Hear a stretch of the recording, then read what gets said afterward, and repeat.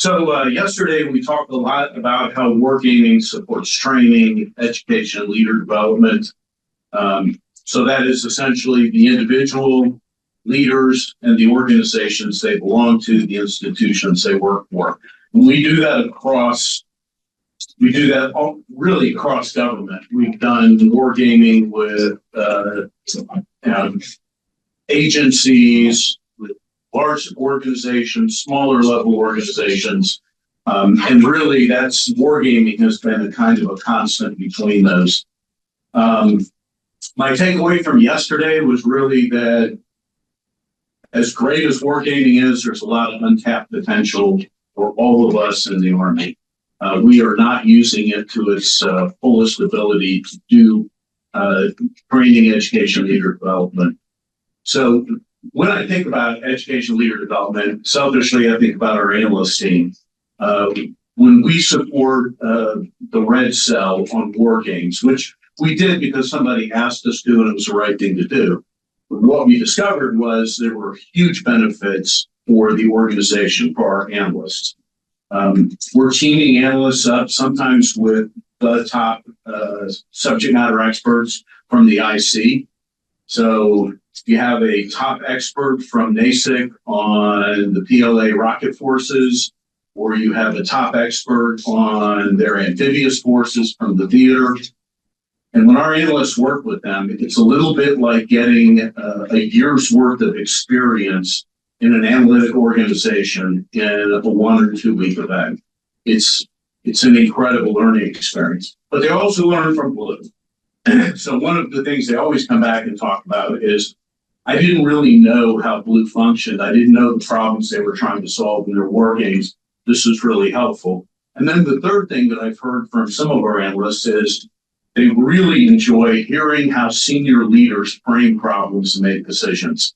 It's not something you get exposed to routinely, especially if you're a younger analyst. You're not really spending a lot of time with senior leaders, watching their decision-making process, learning from that. So it's another form of development that we've discovered has been phenomenal for us. So if you own any Intel folks, or you have an ability to support a red cell, I would highly recommend it. It has been fantastic for us, and we now look for opportunities within our resources to be able to do that. So the interesting thing I found with the hobbyists, and again, kind of selfishly, is some of our best red wargamers are those who are hobbyist wargamers. So somebody mentioned yesterday, finding your hobbyists inside your organization to kind of carry the wargaming through. It's paid off for us in spades. So I'll just take one. Kate Kilgore yesterday was one of the facilitators. She's a gamer. The first time we brought her to a war game, and as you saw, she's young. She hasn't been with government, with our organization or in government very long.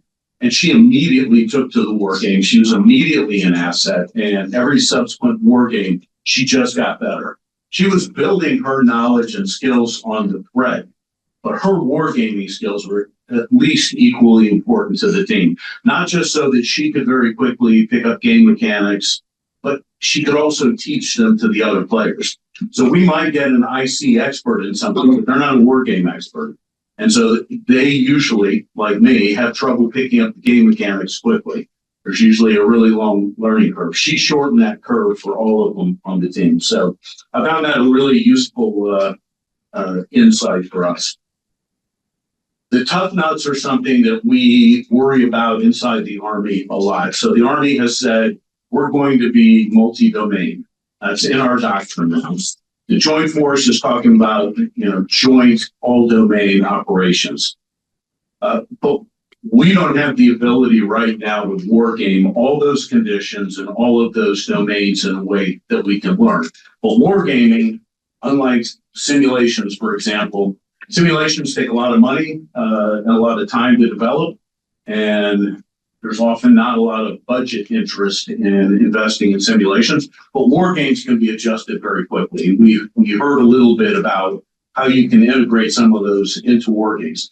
It's a direction the Army is going to need to go. And when we talk about the LISCO conditions, Some of these conditions are things we really haven't played with before as the United States Army. Swarming UAS, for example.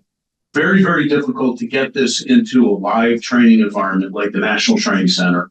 Very difficult to get it into simulations like WarSim, because again, it's a simulation, takes a lot of time, money, resources to get that adjusted. But war games can work that. War games can work some of these tough problems. War games can work some of these emerging insights. So we can at least figure out what direction we should point ourselves in. So that is my takeaway from yesterday. I'm sure you had some, and we really appreciate everybody's attention and participation. Today, we're going to talk about how technology can augment, support, make more real wargaming. I know when I've talked to CAA, they're constantly thinking about what parts of this can I automate, what parts should not be automated. Some of those are related to the human dynamics of a war game. They still like to use dice because it keeps the players involved. And the players immediately see that that is, in fact, random chance and not your computer system is jacked up, even though it's doing random number generation. Humans tend to trust what they see and what they feel. And keeping them involved in that has been an important facet for them. But then there are other things they would like to use to speed up the process, whether it's combat outcomes, adjudication. So I'll be really fascinated to hear the direction that the Army should be taking in wargaming using emerging technology. So with that, I'm going to get to the actual highlights of the event today. Thanks again for being here.